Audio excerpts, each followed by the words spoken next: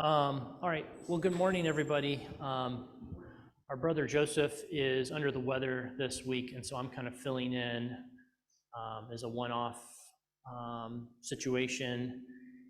And so I have personally been kind of working on some studies just to kind of be prepared if I ever was doing Sunday school again or whatever. And I've been looking at the prophecies of Malachi. And so this morning I'd like to do that. I'd like to take a look and just really, do an introduction to that book and look at the some high-level things and just talk about that this morning. So if you wouldn't mind this morning, if we can go ahead and turn in our Bibles to Malachi. And it's the very last book in the Old Testament.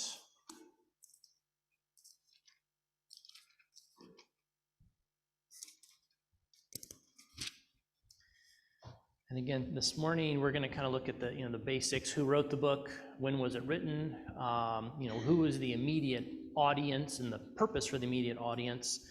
The structure, things like that. What are some key passages in Malachi? And also, not just what was the message for that immediate audience, but what are some things that maybe high level we can take away, and what value is there for a believer today in studying these words of prophecy? So let's start off by, it tells us these are the words of the Lord by Malachi. So somebody know what Malachi's name means? Yes. My messenger, right? And what's that root word? Anybody happen to know that? And I only ask that because it's used in other places in the Old Testament. Randy, whoever. Messenger, angel, or elephant? Yeah, so it's the root word is malach. It's, as you can see in the word Malachi. And when you look in other places in the Bible, for example, in Genesis chapter 22:11, if you look back there for real quick, when you hear, and again, a lot of places we can look. We'll just look at one example.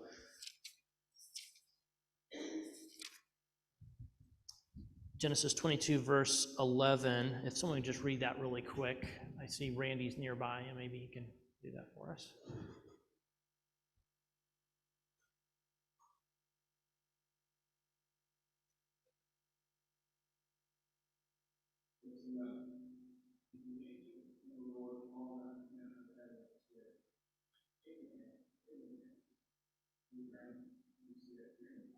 Okay, so this is just one example where it refers to an angel doing something, and it's that word malach. And in English, we have the word angel there, but in the Hebrew, it's a little vague. It just means like messenger. And so in this context, they know it's talking about an angel, but in other places, it may be a literal human messenger. It's just like in the New Testament, when you talk about angelos, the word for angels, sometimes it's talking about angelic beings, and sometimes it's talking about human messengers. And so anyway, so that's what his name means, is messenger.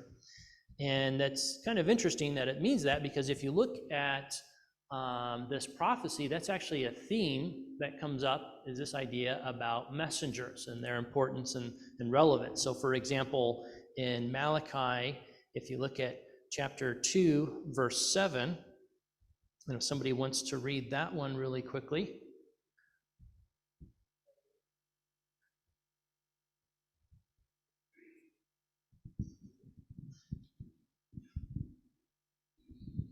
For the lips of a priest should preserve knowledge, and the men should seek instruction from his mouth, for he is the messenger of the Lord of hosts. Great, thank you. So that passage is talking about a human priest, but it says that he is a messenger, malach, of the Lord of hosts, and that's what he's supposed to be. That's what the message is. This is what he's supposed to be doing. And there's maybe looking at chapter 3 there in verse 1. If someone wants to read that real quick.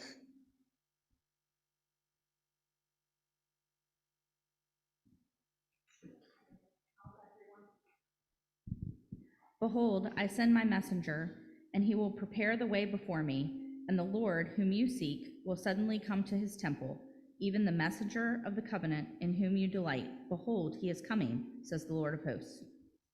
Yeah, so chapter 3, and of course you probably have a note there that's quoted in the New Testament, but it's talking about these two messengers, right? There's a messenger who will prepare the way, and then the Lord you seek will come, and the messenger of his covenant in whom you delight. And so, again, you see this idea of messengers is one of the themes in this message that the prophet delivers. And that's one of the issues that he's addressing, is just the messengers of that day were doing a bad job. And as a result, there were problems that needed to be addressed. And so that's the overall meaning of his name, but it also happens to be a theme of the book, which raises the next question. I got to remember to keep pushing these for the folks at home. So yeah.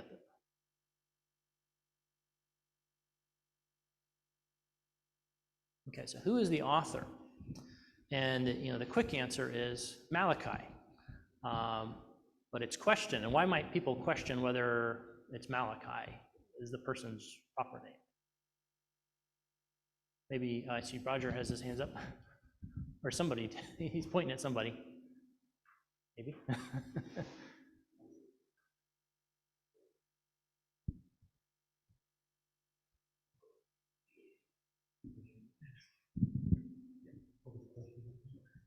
What was the question again? Oh yeah. So we open up. It says these are the words of Malachi, but there's a lot of people who question whether is this real, and why is that? They're divided on whether that's a title or whether it's an actual person. Yeah. This happens to be one of my most favorite books, so I enjoy this. Yeah. So half the audience, the researcher will say, "Oh, it's not a real guy. It's just a generic name," and others will say, "No, he really lived. This is a real guy." So kind of hard to know. Yeah, absolutely. Jesse.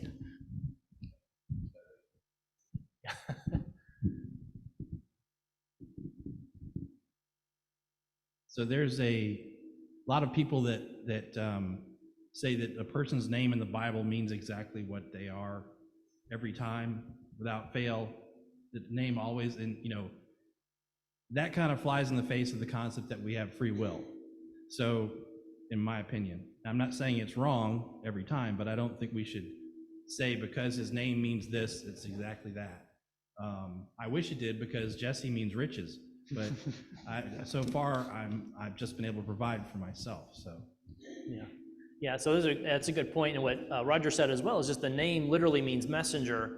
So there is some debate about, is this a guy named Malachi who's delivering a prophecy, or is this a play? Is this a person who is a messenger who's delivering a prophecy that deals with the theme of messenger? So there's a lot of debate. We don't really know for sure. Again, those are the two things: is an unnamed prophet.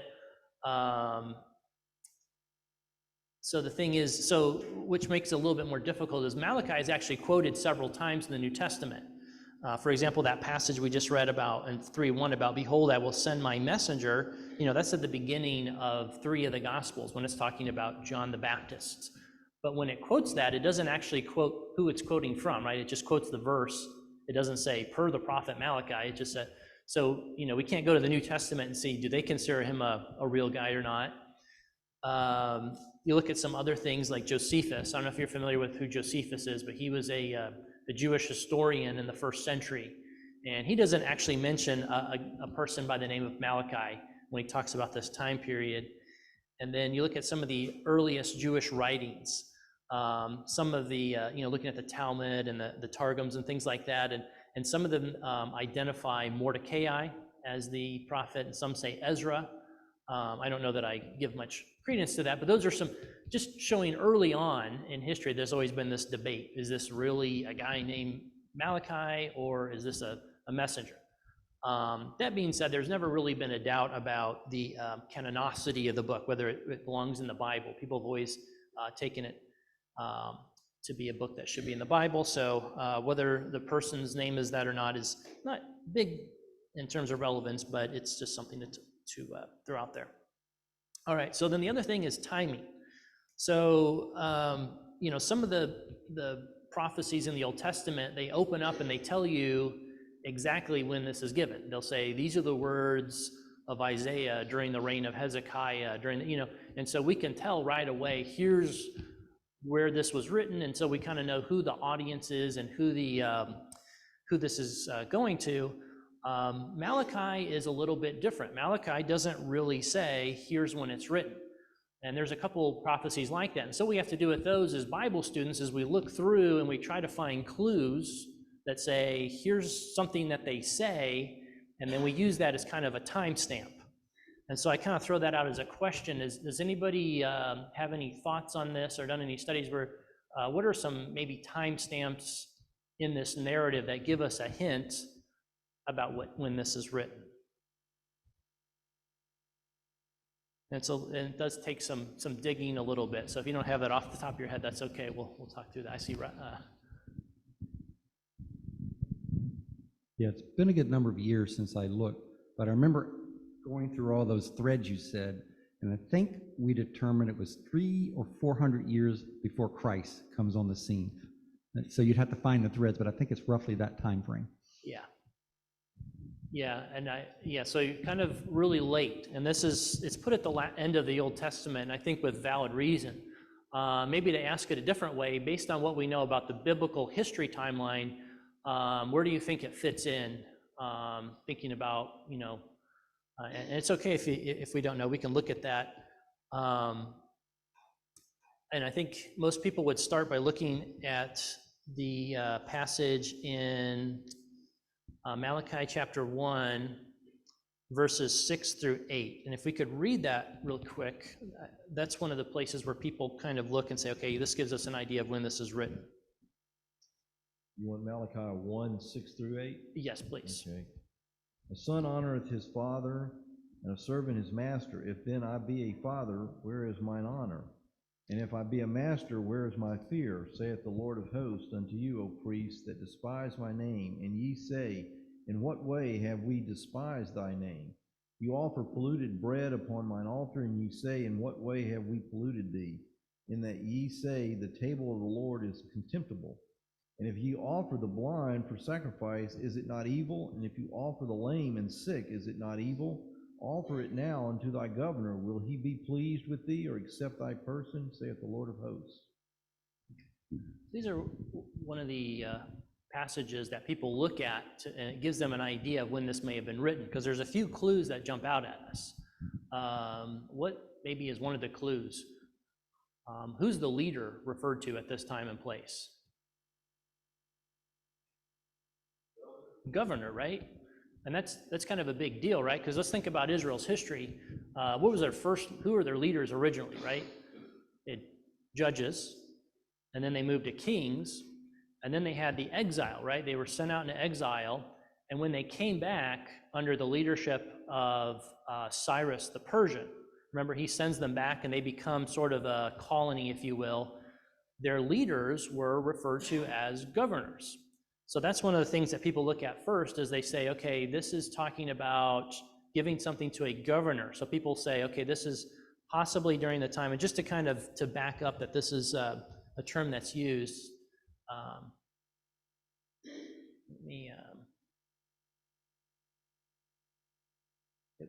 Okay. So if you look at, and let me find my reference here, Nehemiah chapter 5, verse 14 is one example. If you want to flip over there, and I don't know if someone wants to read that for us.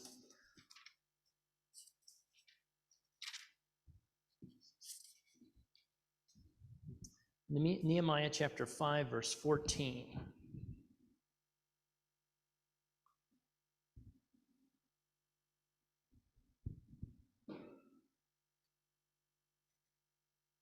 Moreover, from the 20th year of King Artaxerxes, when I was appointed to be their governor in the land of Judah, until his 32nd year, 12 years, neither I nor my brothers ate the food allotted to the governor.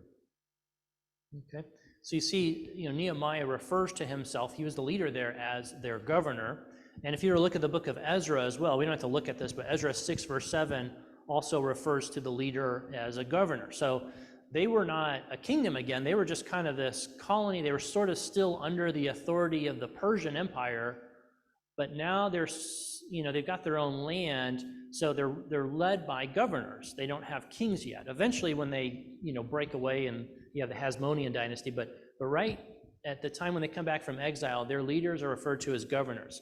So a lot of people say, okay, this is a time period where there's governors, But there's also, going back to Malachi chapter 1, there's a couple other little clues where it talks about some of the issues going on. For example, it refers to the priests who despise my name. It says they offer polluted food upon my altar. And that's another clue there, because let's think about the time frame when the people came back from exile. What was when Ezra was the first one, right? He brought back a group of people under his leadership from the Persian area. And what was his big project that we read about in the book of Ezra? What was the big project within the land of Israel that takes place at that time and place that Ezra was known for? Yeah. Rebuilding the wall. No, the temple, right? Yeah. So Ezra was the one who was the leader that was responsible for rebuilding this temple. And remember, there were people weeping because it wasn't as big as it was before. But anyway, so the fact that it refers to priests and altars, people say, okay, originally when they came back, the temple wasn't there, right? But now it's talking about governors when there is a priesthood, there's an altar, there are sacrifices going on. So again, this is how they date it. They say this must be sometime when after Ezra has come back and they've rebuilt the temple. So again, that's another way that they kind of date this book, is it's probably during the exile.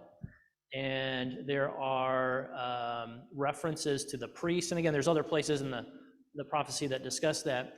And it's talking about things going on at the altar and sacrifice. So this is one of the clues that they look at, is that there is a governor and then there's an active temple worship going on. So this is sometime after Ezra has built this temple. So that's one way that we kind of narrow things down. But then as you look throughout the rest of the prophecy, what you're going to find is that there's a lot of moral issues that are addressed by Malachi to the people. And when you look at those moral and issues that are happening within the land, what you're going to see is that there's a lot of overlap between the things that he's addressing and what you see in the days of Nehemiah. And so we're going to turn back to Nehemiah. We'll keep a finger here in Malachi and Nehemiah, because we're going to flip back and forth because we're going to do some comparisons. But Nehemiah chapter 13, if we can turn there. But let's just talk through a little bit about what's happening historically in the land at this time. So when Nehemiah came back, what was his big project? The wall, right? Yeah. So Ezra was the one who got the temple. Nehemiah hears that there's, the city's in a bad shape and they need a wall. And so he's the one that comes back and gets that. And then he comes back and he's a governor in the land, but what does he eventually do? He goes back, right? He goes back to Persia for a little while. He doesn't stay there the whole time. And if you look at Nehemiah chapter 13, for example, it talks about in verse 6, while this was taking place, I was not in Jerusalem, for in the 32nd year of Artaxerxes, king of Babylon, I went to the king, and then after some time I asked leave of the king and came to Jerusalem. So he's the governor in the land, but he's also still some kind of official. He's described as a cupbearer, right? And there's debate about what that means. It's probably more than just giving a cup to a king, but he goes back and he's in the service of this Persian king again, and so he leaves.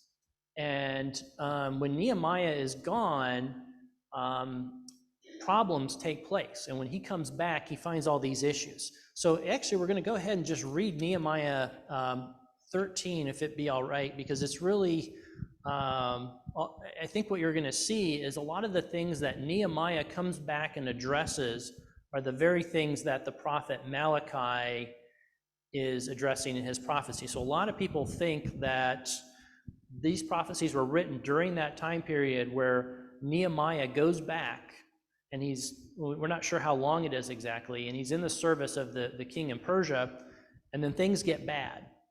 And then he comes back, and then in chapter 13 is where he kind of makes those things right. But we're going to go ahead and read that, if it's all right. And It's about 30 verses. I don't know if we have 3 people that don't mind breaking up maybe 10 verses each. If that's okay, I see Jesse's volunteered for that. So we're going to read Nehemiah chapter 13, and then after we read that, we're going to look at some of the things that are going on in these days, and we're going to compare it to Malachi. On that day they read in the book of Moses in the audience of the people, and therein was found written that the Ammonite and the Moabite should not come into the congregation of God forever, because they met not the children of Israel with bread and with water, but hired Balaam against them, that he should curse them. Howbeit our God turned the curse into a blessing. Now it came to pass, when they had heard the law, that they separated from Israel all the mixed multitude. And before this, Eliashib the priest, having the oversight of the chamber of the house of our God, was allied with Tobiah, and he had prepared for him a great chamber where aforetime they laid the meat offering, the frankincense, and the vessels, and the tithes of the corn, and the new wine, and the oil, which was commanded to be given to the Levites, and the singers, and the porters, and the offerings of the priests. But in all this time was not I at Jerusalem, for in the 32nd year of Artaxerxes, king of Babylon, came I unto the king. And after certain days obtained I leave of the king, and I came to Jerusalem, and understood of the evil that Eliashib did for Tobiah, preparing him a chamber in the courts of the house of God. And it grieved me sore. Therefore I cast forth all the household stuff of Tobiah out of the chamber. Then I commanded, and they cleansed the chambers.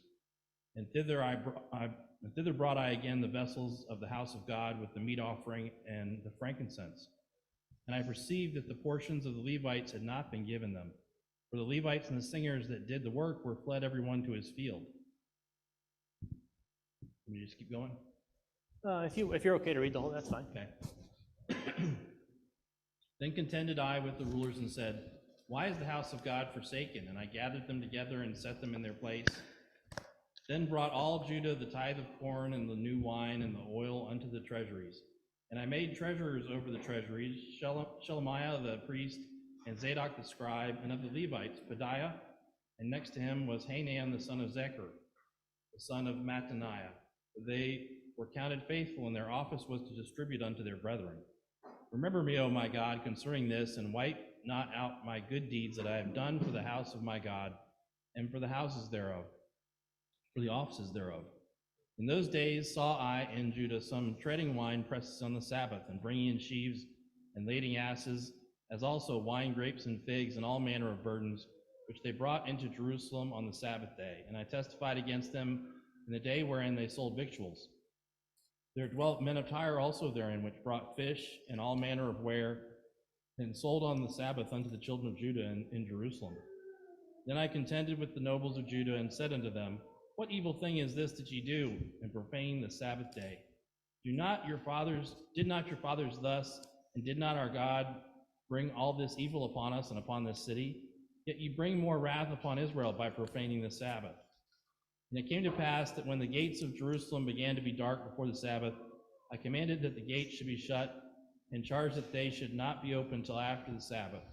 And some of my servants set I at the gates, that there should no burden be brought in on the Sabbath day. So the merchants and the sellers of all kind of ware lodged without Jerusalem once or twice. Then I testified against them, and said unto them, Why lodge ye about the wall? If you do so again, I will lay hands on you. From that time forth came they no more on the Sabbath. And I commanded the Levites that they should cleanse themselves, that they should come and keep the gates to sanctify the Sabbath day. Remember me, O my God, concerning this also, and spare me according to the greatness of thy mercy. In those days also saw I Jews that had married wives of Ashdod, of Ammon, and Moab, and their children spake half of the speech of Ashdod, and could not speak in the Jews' language, but according to the language of each people.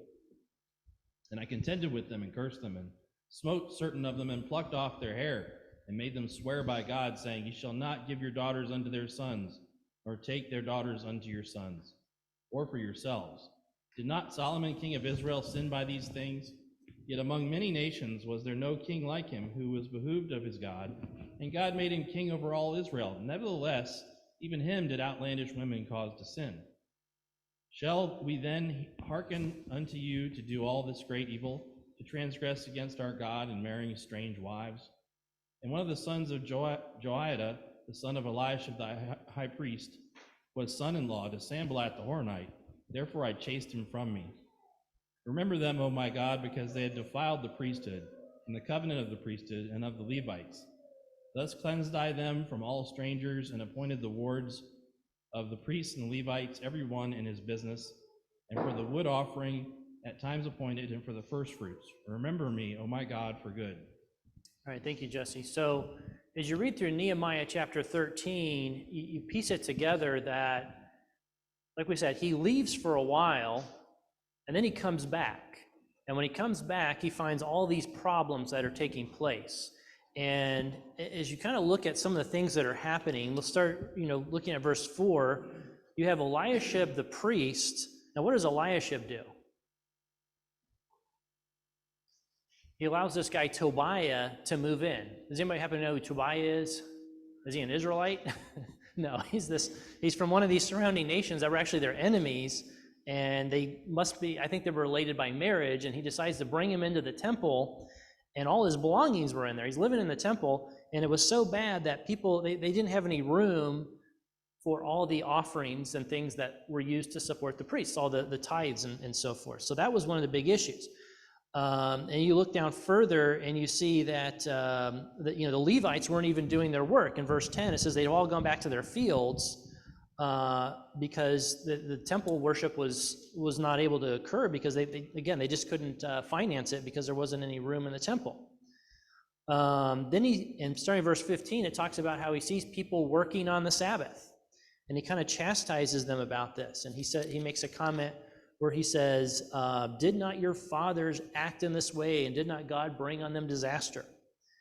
And then again, the other thing that's going on is that you have these Jewish people, they're marrying all these women from surrounding nations that worship other gods. And it says that half of them couldn't speak the language of Judah, but they spoke the language of these other people. So you see so there's a lot of these issues that are going on, and you just kind of look at that, and you flip back over to Malachi real quick, and you look at some of the things that Malachi addresses. For example, chapter 2, verse, and I'm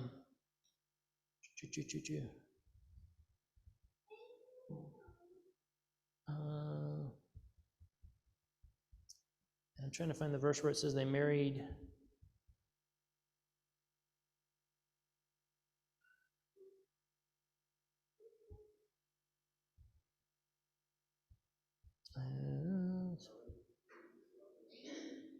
Yes, thank you. Sorry, I was looking ahead. So verse 11, and and I could just read that real quick. It says, Judah has been faithless, and abomination has been committed in Israel and Jerusalem, for Judah has profaned the sanctuary of the Lord, which he loves, and has married the daughter of a foreign god. And so again, that's one of the issues that Malachi is addressing that we see was going on in that time period when Nehemiah was returning.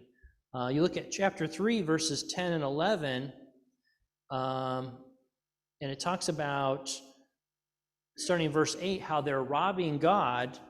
And it says, how have you robbed us? It says, in your tithes and in your contributions. It says, bring the full tithe into the storehouse, that there may be food in my house. And so again, there's another issue that's going on, is people are not faithfully bringing in the tithes into the storehouse. So again, that's very similar to what we just read in Nehemiah, right? The priests couldn't function, they couldn't be supported financially because this guy Tobiah is living in there. He's moved all his stuff in. They don't have room for the offering. So all the Levites are going back, and they're just going about, they're farming and doing other things, but they're not doing work in the temple. And then, you look at the language in Nehemiah chapter 3, verse 7, and very similar language. He says, from the days of your fathers, you have turned aside from my statutes and have not kept them. And again, very similar to what we read in Nehemiah when he criticizes them for not observing the Sabbath. It says, didn't your fathers do this same thing? And then you look at the priesthood. The priesthood was a mess. Eliashib was like the head priest, and he was bringing this guy Tobiah in. And you look at Malachi, and he really addresses what you might call problems within the priesthood. For example, chapter 2, verses 7 through 8, it talks about, we read verse 7 where it talks about the lips of the priests should guard knowledge. He's a messenger of the Lord of hosts. But then in verse 8, it says, you have turned aside from the way. You have caused many to stumble by your instruction. You have corrupted the covenant of Levi. So, you look at all these issues that are taking place in Malachi that are being addressed, and then you look back to Nehemiah 13, when Nehemiah is coming back, there's a lot of similarity. And so that a lot of, again, we can't know for sure, but a lot of people think that Malachi is written in that time period where Nehemiah leaves and goes back to Persia, and then he comes back and he finds problems and he addresses all these problems. And you look at what Malachi is addressing, they're the same problems. And we know that when Malachi is addressing this, there's a governor who's the leader, and anyway, so those are the ways that they date this book, as they look at some of those clues like that and some of the other things we know that take place. It's also kind of interesting, chapter 3, verse 1, it talks about the Lord whom you seek shall suddenly come to his temple, and the messenger of the covenant who you delight. And when Nehemiah came back, it's almost like this is a sudden thing, right? He comes back, and what does he start doing in the temple? He kicks out Tobiah. He's like throwing him out. He's cleansing the temple. And so you kind of see some similar things that are going on. So anyway, this is, again, it doesn't tell us specifically when this is written, but there's some good evidence that this may be in that time period where Nehemiah is gone and the prophet is addressing these issues, and then Nehemiah comes back and he actually takes action on that. How late are we supposed to go? Actually, I don't. 20 after. Okay. All right. So I guess just kind of as a closing thought, one of the things when you look at this book is the structure, and I think that's important.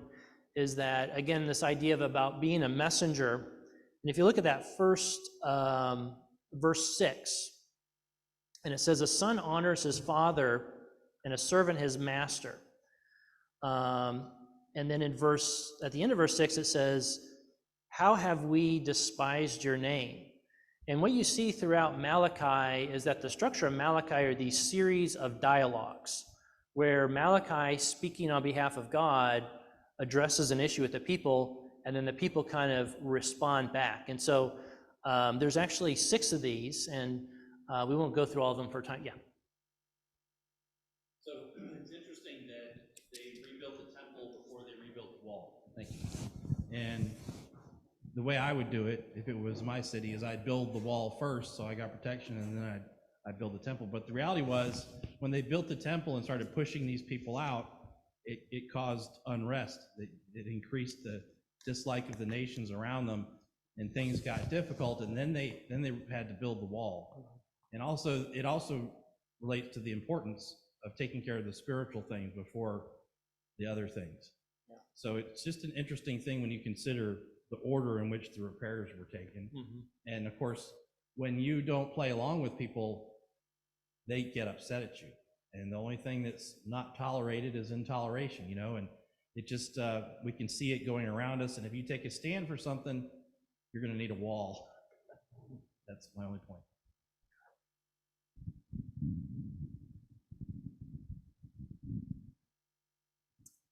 Yeah, good point. And that is interesting. That you think it would be the other way around. It seems, but yeah. So you look at this, the book. What it is basically a series of what you might call discourses between Malachi as the messenger and the people of Israel, and that's how it's structured. And so if I was to go through this, that's how I would break this up, is looking at these different discourses. The first one we looked at right there is where he reaches out to the people and says, I am a father, where is my honor? You have despised my name, in verse 6, and says, how have we despised your name? So there's this dialogue between the people and the prophet going on back and forth. And that's really how if you want to look at the rest of the book, that's how it's structured. You have these different dialogues that are taking place. And at the end, there's just basically you have the final dialogue, and then in chapter 4, verses 4 through 6, you just kind of have a conclusion. So, and I don't know where Casey is. Are we supposedly out of time? No. we'll keep going, okay. That's fine. So the other thing I wanted to ask, and again, I know this is a lot to ask on the fly, based on any of your studies of Malachi, one of the things I always ask, what are some key passages that really stand out, that really capture what's going on at this time and place? And is there any thoughts out there? I know, and I can share some of the ones that at least in my opinion, seem to stand out. And I think we looked at it already, is Malachi chapter 2, verse 7. And this idea where it talks about the lips of the priests should guard knowledge, and people should seek instruction from his mouth, for he is the messenger of the Lord of hosts.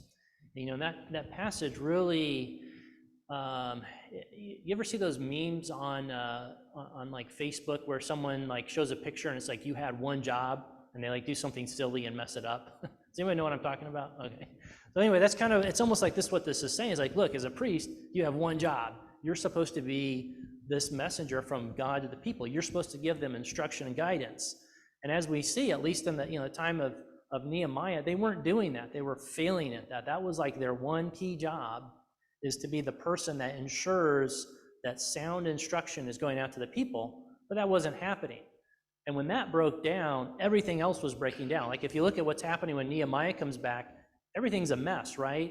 It starts at the top. The priest Eliashib starts by making this alliance with these guys who are foreigners. They worship other gods. He brings them into the temple, and then they can't, there's no space in the temple for the offerings for the priests. So all the priests have to go back to working their fields and things like that. And then and then the people stop obeying God's commands. They start ignoring the Sabbath. And then they start marrying, people who believe in other gods, and their kids no longer speak the language, so they can't even read the Holy Book. So what happens is when the priests aren't doing their job, it's a trickle-down effect. It starts with them, and everything else kind of breaks apart. And again, I think thinking of believers in our time and place, and we could look at passages in the New Testament, but this is a key theme. Especially think about Paul's letters to Timothy and Titus. One of the things he really stresses is teach what is in accord with sound doctrine, because when the teaching breaks down, everything else starts breaking down too, right? Randy, yeah.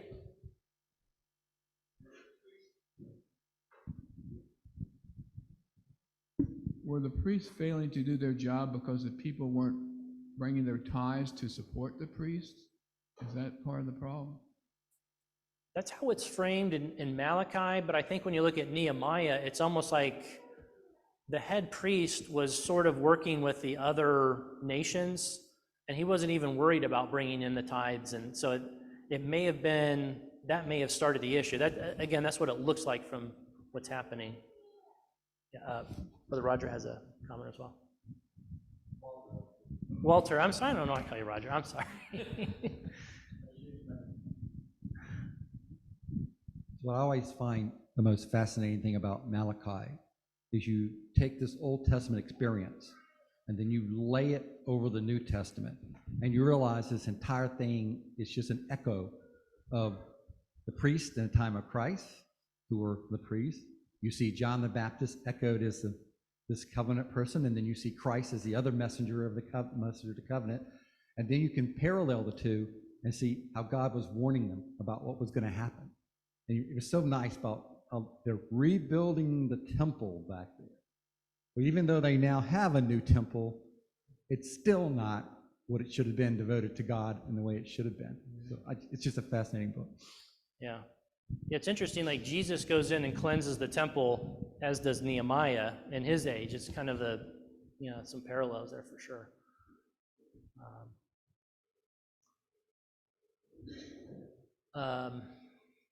All right, well, I see the kids coming up. Are we waiting on? Yeah. Well, no problem. So God willing, Brother Joseph will be back next week, but I guess we'll see. Hopefully he's feeling better.